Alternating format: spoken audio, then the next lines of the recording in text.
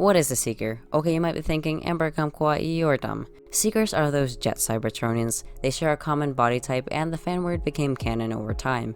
They don't have to look like Earth jets, but they're like alien jets. What's complicated? I admit things are much easier when you talk G1. They are literally repaints. But I'm going to talk about Align, the continuity that basically revolves around Transformers Prime. And you will see that even Cybertronians are not clear about what a Seeker is. The big question is this: is a Seeker a race or is it an occupation? Before I joined Megatron, I was Air Commander of a squadron of Energon Seekers. I know of this Dreadwing. He was captain of a Seeker armada. The answer is not given because Starscream's opinion is different than others. Seekers on Cybertron were like their own caste. If you know Transformers Prime lore, you know that bots were divided into jobs they would do for their whole lives. The most common type of Cybertronian by far are your normal ground vehicle bots. Flying Cybertronians are much more uncommon, and since they all come out from the well of Allsparks, they are not made of identical bodies. Cybertronians are meant to be unique, unless in the rare cases of Skyquake and Dreadwing, who are twins. What you see in the video games might not be accurate, but it's easy for designers, that's for sure. So anyway, if you were a high-speed flyer, you were almost always connected to Cybertron's aerial military, the Air Command with its headquarters in the city of Voss. Its troops called Seekers. That didn't mean everyone was only doing combat, you had Seeker scientists as well. All Seekers in the novels seem to have basic scientific education actually. But even if you were a flyer and scientist, you were part of the military. You were called a Seeker and you were trained as an elite flyer. So were there flyers who were not called Seekers? The books always call any jet Cybertronian a Seeker. The High Counselor Contrail clearly didn't serve in the military anymore, but he is called the Seeker High Counselor. It is possible that the flying Cybertronians became so connected in concept to the occupation that anyone forged that way was assumed to be part of the military. Cybertronians may call them all Seekers now. So get this, in the novels, the Autobots and Decepticons travel to different planets. In Exiles, they visit Velocitron and Junkion. In both these places, they have 0 flying Cybertronians. The Autobots only have 1 Seeker on board at the time, Silverbolt. When the Autobots make contact with Velocitron, they see Silverbolt and say that they have heard of Seekers before.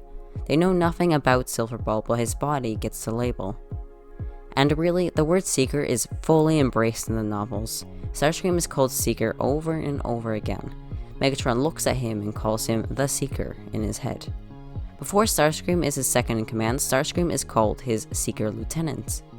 It is a hugely important part of Starscream's identity in the canon. And this is interesting because no position or race is ever pointed out like the Seekers are. They will not call Orion or Alpha-Trion Archivists or Megatron an Ex-Gladiator nearly as much. They don't call them by any race either.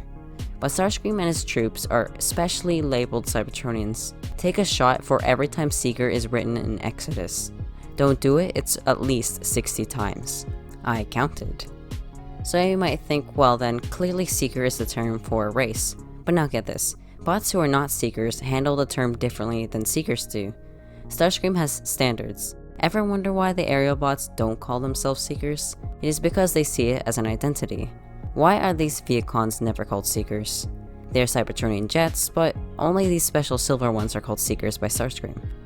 Starscream treats Seekers as elite flyers, not just any flyers.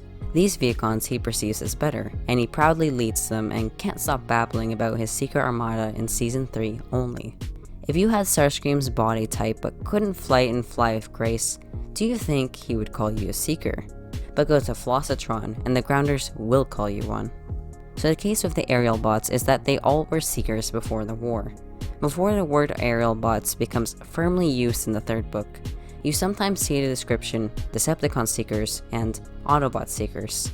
The overwhelming majority of Seekers joined the Decepticons because Starscream did.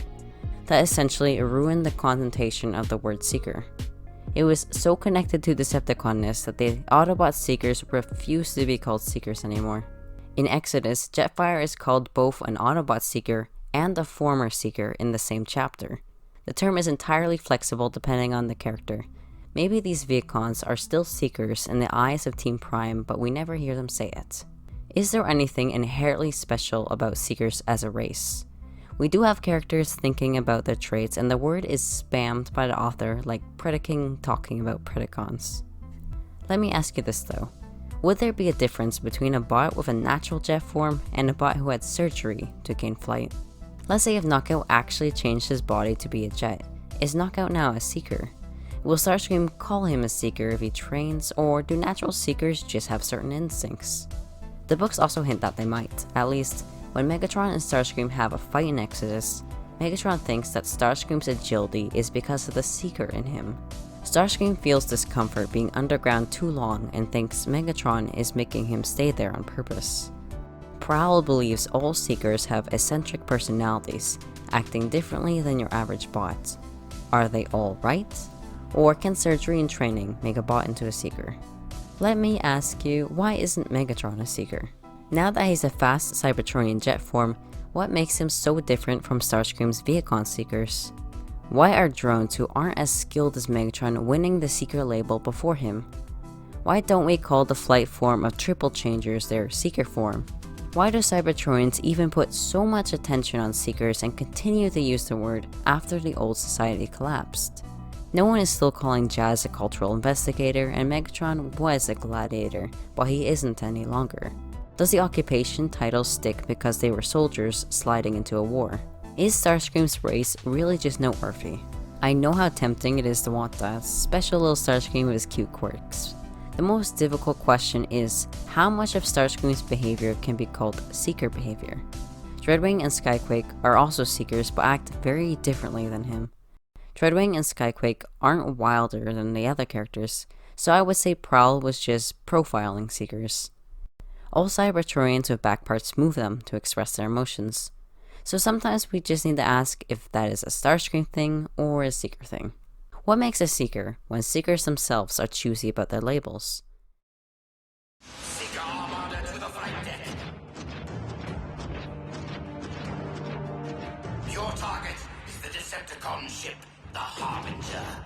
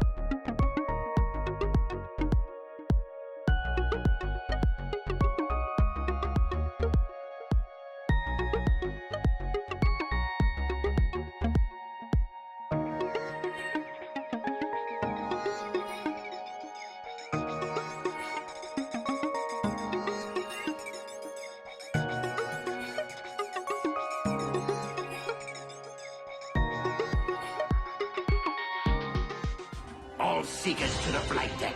We have pinpointed the enemy.